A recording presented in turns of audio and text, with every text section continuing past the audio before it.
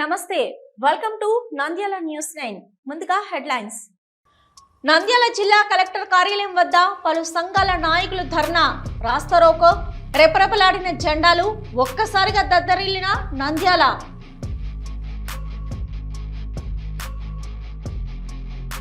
యేసుకృప ministries trust ఆధ్వర్యంలో దైవ సేవకుల సదస్సుకు ప్రత్యేక ఆహ్వానం చైర్మన్ అందనం ఏసన్న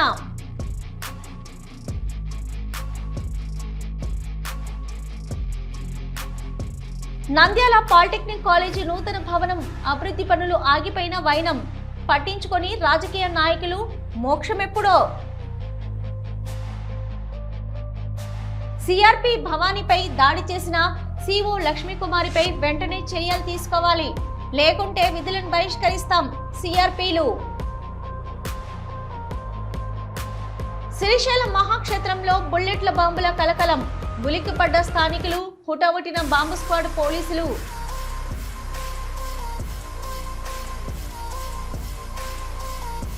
అంగన్వాడీలకు తల్లికి వందనం సంక్షేమ పథకాలు అమలు చేయాలని ఎఫ్ఆర్ఎస్ రద్దు చేయాలి వేతనాలు పెంచాలి రోడ్డెక్కిన అంగన్వాడీ మహిళలు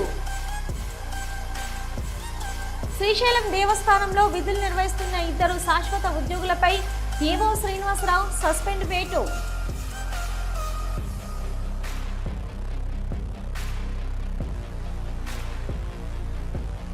వైఎస్ జగన్మోహన్ రెడ్డి పిలుపు మేరకు నంద్యాల కలెక్టర్ కార్యాలయం వద్ద చేపట్టిన యువత పోరు భారీగా తరలివచ్చిన యువత నినాదాలతో దద్దరిల్లింది. జిల్లాలో ఉపాధి హామీలో పనిచేసిన పెండింగ్ వేతనాలు వడ్డీతో కలిపి చెల్లించాలి. సూపర్ 6 హామీ పథకాలు అమలు చేయాలి. ఆంధ్రప్రదేశ్ వ్యవసాయ కార్మిక సంఘం నిరసన. నంద్యాల ప్రజా పరిష్కారం వేదికకు జిల్లాల నుంచి సమస్యల పరిష్కారం కోసము ధర్నాలు నిర్వహించారు. ఒక్కసారిగా సిఐటియు ఆధ్వర్యంలో సి లక్ష్మీకుమారుని సస్పెండ్ చేయాలని మహిళలు సిపిఎం నాయకులు ధర్నా నిర్వహించారు. అదే సమయంలో అంగన్వాడీ సమస్యలను పరిష్కరించాలని సిపిఎం నాయకులు అంగన్వాడీ మహిళలు రోడ్డెక్కారు. సిపిఐ నాయకులు రైతు సమస్యలు పరిష్కరించాలనే ఉద్దేశంతో వారు ధర్నా చేయడంతో అదే విధంగా వైఎస్ఆర్ పార్టీ నాయకులు యువత పోరు యువతకు ఉద్యోగాలు ఇప్పించాలని వారు ర్యాలీతో కలెక్టర్ కార్యాలయం వద్దకు రావడంతో ఒకేసారిగా అన్ని సంఘాలు కలెక్టర్ కార్యాలయం వద్దకు రావడంతో వేలాది మంది జన సమూహం నెలకొంది. సమస్యలు పరిష్కరించాలని పలు సంఘాల నాయకులు ధర్నా నిర్వహించారు. అయితే ట్రాఫిక్ కు అంతరాయం కలగకుండా 3 టౌన్ సిఐ కంబగిరి రాముడు ఎటువంటి సంఘటన చోటు చేసుకోకుండా బందోబస్తు నిర్వహించారు. ఎక్కడికక్కడ ఇబ్బంది లేకుండా ట్రాఫిక్ ను మళ్లించడం జరిగింది. పోలీసులు చర్య తీసుకోకపోయి ఉంటే ట్రాఫిక్ కు అంతరాయం ఏర్పడేది. యేసుకృప మినిస్ట్రీస్ ట్రస్ట్ ఆధ్వర్యంలో 24వ తేదీ జేకే ఫంక్షన్ హాల్ నందు సేవకుల సదస్సు నిర్వహిస్తున్నట్లు చైర్మన్ బ్రదర్ వందనం ఏసన్న పాత్రికేయుల సమావేశంలో తెలిపారు. ఈ సందర్భంగా ఆయన మాట్లాడుతూ నంద్యాల జిల్లా దైవ సేవకులను చైతన్యపరిచి సమాజంలో విధి విధానాలను నేర్పించేందుకు నంద్యాల జిల్లా పరిసర ప్రాంతాల దైవ సేవకులు పెద్ద సువార్థికులు దైవ సేవకుల సదస్సులో పాల్గొనాలని ప్రత్యేకంగా ఆహ్వానిస్తూ ఈ దైవ సేవకుల సమావేశానికి వక్తలుగా మండపేట ప్రాంతం నుంచి ధర్మవీర్ పాల్ మరియు దైవ జనురాలు సిస్టర్ ధర్మవీర్ పాల్ పాల్గొని వాక్య సందేశం అందిస్తారని తెలియజేశారు. ముఖ్య అతిథిగా బైబిల్ మిషన్ ఏవో బందెల రాజు గారు ఈ సదస్సుకు హాజరవుతారని నంద్యాల జిల్లాలోని ప్రతి ఒక్క దైవజనులు సేవకులు ప్రేమతో పాల్గొన్నారు. ఈ దైవ సేవకుల సమావేశం 24వ తేదీన జేకే ఫంక్షన్ హాల్ నందు ఉదయం 10 గంటలకు ప్రారంభించబడుతుందని యేసుకృప మినిస్ట్రీస్ ట్రస్ట్ అందనం ఏసన్న తెలిపారు. ఆహ్వానిస్తున్నాం. అందరూ కలిసి ఈ సభను జయప్రదం చేయవలసిందిగా ప్రేమతో ఆహ్వానిస్తున్నాం. సేవలు చాలా మంది తెలియక మాట్లాడే కొన్ని పొరపాట్లు ఉంటాయి.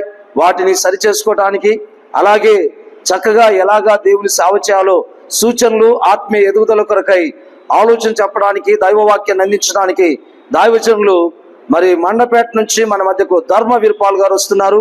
మిమ్మల్ని అందరినీ ప్రేమతో ఆహ్వానిస్తున్నాను.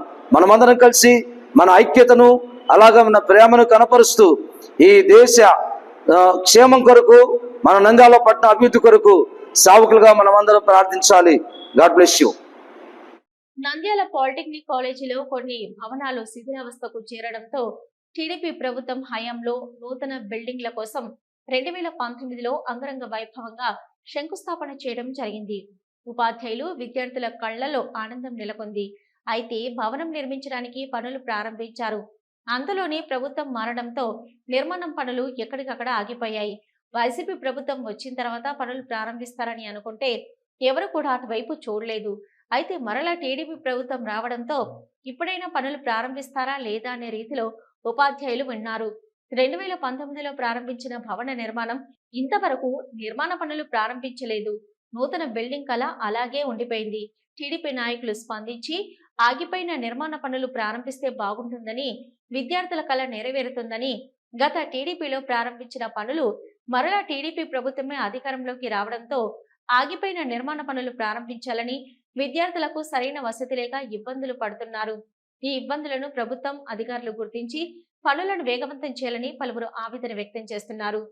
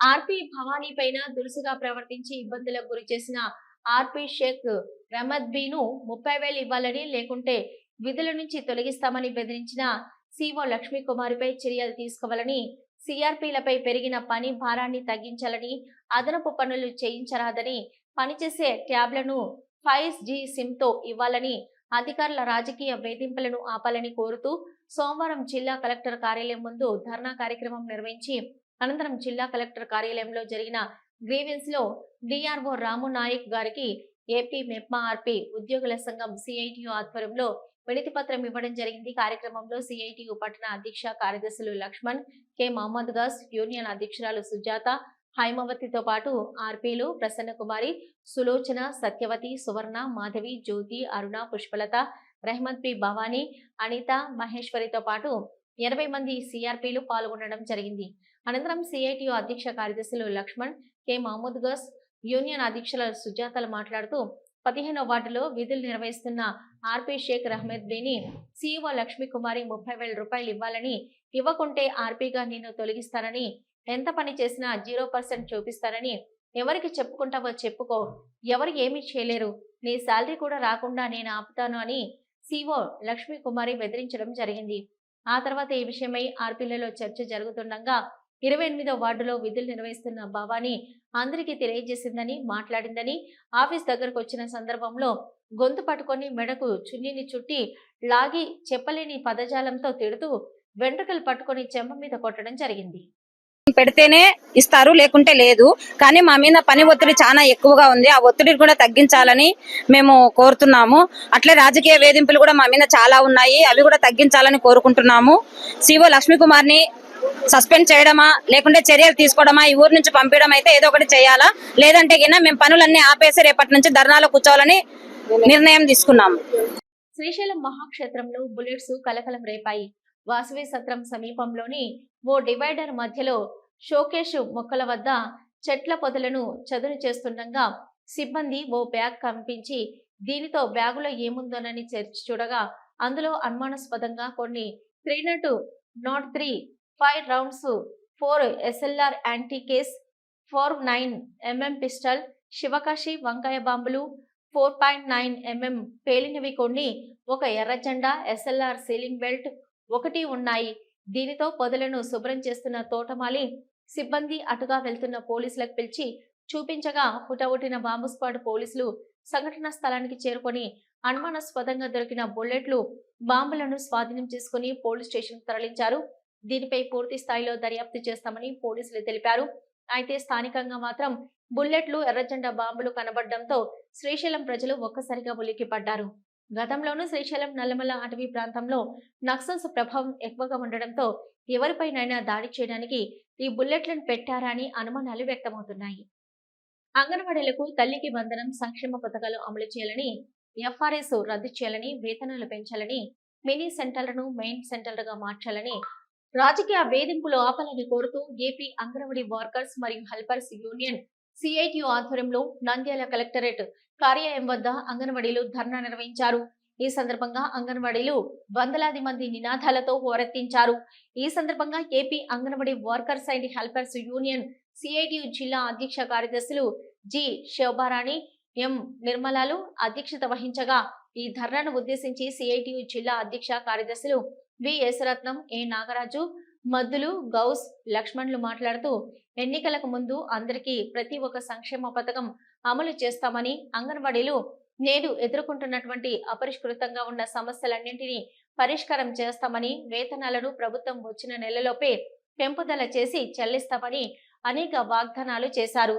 కానీ సంవత్సరం పూర్తయినా వేతల పెంపుపై ఏ నిర్ణయము చేయకపోగా సంక్షేమ పథకాలు అన్నింటినీ అంగన్వాడీ వర్కర్లకు అమలు కాకుండా దొడ్డిదారిన అంగన్వాడీల కుటుంబాలకు తీవ్ర నష్టం కలిగిస్తుంది. గత వైసీపీ ప్రభుత్వం కూడా మాట ఇచ్చి మడమ తిప్పినందుకే, బాపట్ల నిర్లక్ష్య వివరణ వ్యవహరించినందుకే గద్దె దింపాల్సి వచ్చిందని, మీరేదో మాకు ఏమైనా సానుకూలత వ్యక్తం చేస్తారని నమ్మి ఇన్ని రోజులు ఎదురు చూడాల్సి వచ్చిందని, ఇప్పటికైనా రాష్ట్ర ప్రభుత్వం మాకు సంక్షేమ పథకాలన్నీ అమలయ్యేలా 2 విడతలో మా అందరికీ చేర్చాలని, కొత్త రేషన్ కార్డులు ఇచ్చే సందర్భంగా అంగన్వాడీ వర్కర్ హెల్పర్స్ అందరికీ ఇవ్వాలని, ఎవరైతే అంగన్వాడీలు రిటైర్డ్ అయిన వారికి వృద్ధాప్య పెన్షన్లు, వితంతు పెన్షన్లు, ఒంటరి మహిళా పెన్షన్లు, వికలాంగ పెన్షన్లు, ఎటువంటి సంక్షేమ పథకాలు కూడా వర్తింపజేయాలని పక్షంలో పెద్ద ఎత్తున ఉద్యమించవలసి వస్తుందని హెచ్చరించారు. శ్రీశైలం దేవస్థానంలో విధులు నిర్వహిస్తున్న 2 శాశ్వత ఉద్యోగులపై ఈవో శ్రీనివాసరావు సస్పెండ్ వేటు వేశారు. హుండీ కౌంటింగ్ సమయంలో హుండీల నగదు నాణ్యములను అక్కడే వదిలి నిర్లక్ష్యం వహించినందుకు ఈవో శ్రీనివాసరావు 2 ఉద్యోగులను సస్పెండ్ చేస్తూ ఉత్తర్వులు జారీ చేశారు. హుండీ కౌంటింగ్ సమయంలో విధుల పట్ల నిర్లక్ష్యం వహించరాదని, బాధ్యత లేకుండా హుండీల చిల్లర నాణ్యముల బ్యాగులను కౌంటింగ్ ప్రదేశంలో వదిలివేసి వెళ్లిపోయిన ఘటన శ్రీశైలంలో చోటు చేసుకుంది. అయితే శ్రీశైలంలోని ఉభయ దేవాలయాల్లోని హుండీలలో ఉన్న నగదు, చిల్లర కాయిన్స్, నాణ్యములను లెక్కించేందుకు గత నెల 27వ తేదీన చంద్రావతి కళ్యాణ మండపానికి ఉద్యోగులు సిబ్బంది తీసుకొచ్చారు. అయితే హుండీల నగదు సంచులలో ఉన్న చిల్లర నాణ్యములను కలిపి సిబ్బంది లెక్కింపు చేసి ఆ నగదును బ్యాంకులకు జమ చేస్తారు. అలా చేయకుండా నగదు మొత్తం లెక్కించి 2 సంచులలో ఉన్న చిల్లర కాయిన్స్ గల 2 సంచుల నాణ్యములను హుండీ కౌంటింగ్ వద్ద చంద్రావతి కళ్యాణ మండపంలోని వదిలేసి మిగతా నగదును బ్యాంకులకు అప్పచెప్పి సిబ్బంది నిర్లక్ష్యంగా వెళ్లిపోయారు. అందరూ వెళ్లిన తర్వాత నాణ్యములు కలిగిన సంచులను సెక్యూరిటీ సిబ్బంది గమనించి దేవస్థానం క్యాషియర్ కు సమాచారం ఇచ్చి క్యాషియర్ రూమ్ కు తరలించారు. వైఎస్ జగన్మోహన్ రెడ్డి పిలుపు మేరకు నంద్యాల కలెక్టరేట్ కార్యాలయం వద్ద నేడు చేపట్టిన యువత పోరు నినాదాలతో దద్దరిల్లింది. వైసీపీ యువజన విభాగం ఆధ్వర్యంలో యువత పోరుకు భారీగా తరలివచ్చిన యువత, కూటమి ప్రభుత్వం యువతకిచ్చిన ఉద్యోగ, నిరుద్యోగ భృతిని వెంటనే అమలు చేయాలని డిమాండ్ చేసిన యువత జిల్లా కలెక్టర్ కార్యాలయం వద్ద డిఆర్ఓకు వినతి పత్రం అందజేసిన వైసీపీ యువజన విభాగం నేతలు, వైసీపీ శ్రేణులు. ఈ సందర్భంగా వైసీపీ నాయకులు మాట్లాడుతూ కూటమి ప్రభుత్వంకు దోచుకోవడానికి, అరాచకాలు చేయడానికి ఉన్న శ్రద్ధ ఇచ్చిన హామీలు నెరవేర్చేందుకు లేదని వైసీపీ నేతలు తీవ్ర స్థాయిలో మండిపడ్డారు. ఎన్నికల హామీల్లో భాగంగా 20 లక్షల ఉద్యోగాలు ఇస్తామని, వాలంటీర్లకు 10,000 జీతం ఇచ్చి కొనసాగిస్తామని, నిరుద్యోగులకు నిరుద్యోగ భృతి ఇచ్చి రాష్ట్రాన్ని అభివృద్ధి చేస్తామని మాటలు చెప్పి సంవత్సరం అవుతున్న యువతకు ఉద్యోగ అవకాశాలు కల్పించకపోగా నిరుద్యోగ భృతి ఎక్కడని ప్రశ్నించారు. రాష్ట్రంలో 2కి మాత్రమే ఉద్యోగాలు వచ్చాయని, అది నారా లోకేష్, పవన్ కళ్యాణ్లకు మాత్రమేనని విమర్శించారు. లక్షల్లో ఉన్న వాలంటీర్లను, మద్యం షాపుల్లో పనిచేస్తున్న ఉద్యోగులను, రేషన్ వాహనాల ఉద్యోగులను తొలగించి రాష్ట్రంలో అరాచకం చేస్తున్నారే తప్ప ఇచ్చిన హామీలను నెరవేర్చడం లేదు. దోచుకోవడం మీద ఉన్న శ్రద్ధ ఇచ్చిన హామీల మీద లేదని, కానీ చెప్పేవి డప్పాలు, చేసేవి గుండు సున్నాలని విమర్శించారు.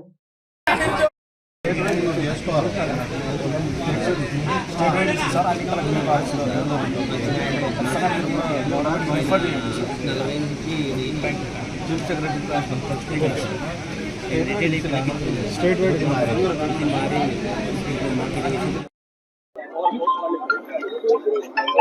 ఈరోజు వైఎస్ఆర్ కాంగ్రెస్ పార్టీ ఆధ్వర్యంలో యువత పోరు పిలుపునిచ్చేటువంటి ఈ కార్యక్రమానికి విచ్చేసేటువంటి యువకులందరికీ కూడా పేరు పేరున నా నమస్కారాలు తెలియజేసుకుంటూ ఈరోజు ప్రభుత్వం వచ్చిన తర్వాత సంవత్సరం అయిన తర్వాత మనము ఈ ప్రభుత్వాన్ని ప్రశ్నించడం జరుగుతూ ఉంది.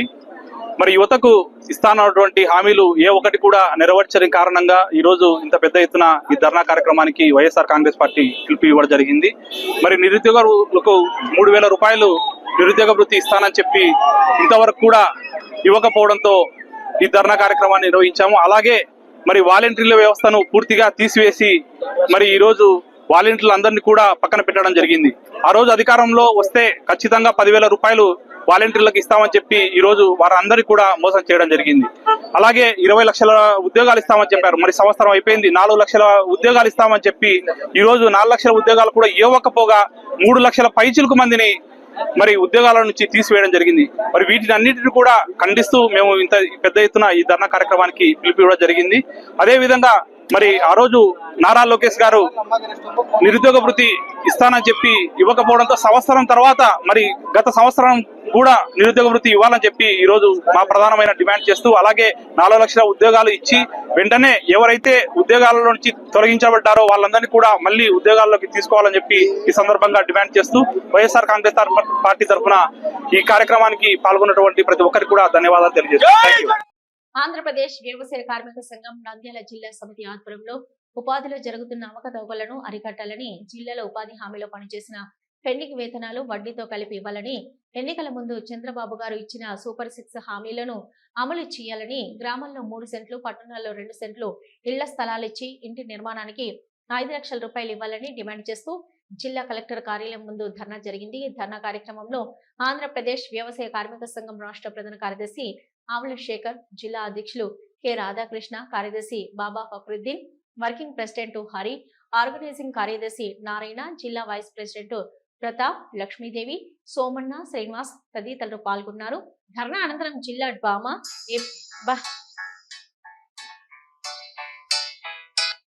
చేయాలని చెప్పేసి డిమాండ్ చేసి ఈరోజు ఆంధ్రప్రదేశ్ వ్యవసాయ కార్మిక సంఘం ఆధ్వర్యంలో ఇక్కడ ధర్నా నిర్వహించడం జరిగింది.